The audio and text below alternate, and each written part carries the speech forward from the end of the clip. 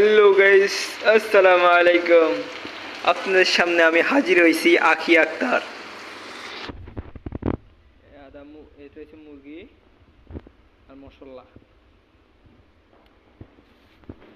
প্রথম আমরা মুরগিটারে একটু বাইজা নিছি, তারপরে ওই বাজার তেল মশলা সবগুলা টমেটো দিয়ে দিছি। তারপরে এই মশলা এগুলা ব্লেন্ডার করব।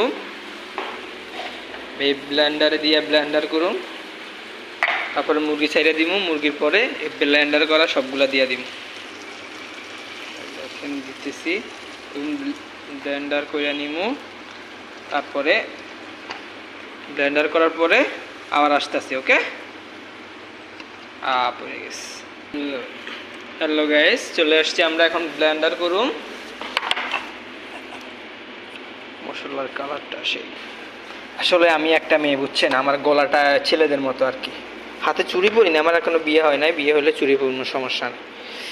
বিসমিল্লাহ, ব্লেন্ডার করতেছি। আমাদের ব্লেন্ডার করা শেষ। এখন আমরা এটাতে উঠাবো। Of, nice.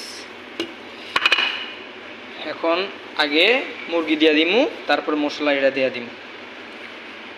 মুরগিটা দিয়ে দিছি, এখন মশলাটা দিয়ে দিমু।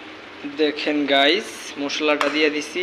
হালকা একটু পানি দিয়ে দিমু, যাতে মুরগিটা একটু সিদ্ধ হয়। বাস, জিয়াদা দিমু না। গাইস দেখেন, শেষ পর্যায়ে। ওফ, জিবলাটা আমার লোল লোল করতেছে গাইস। বিশেষ উদ্দেশ্যে আখিয়াপুর কারণে বলতেছি, আখিয়াপু খাবা গাইস। সেই হয়েছে, সেই জানি না, আমার থেকে তো সেই লাগে।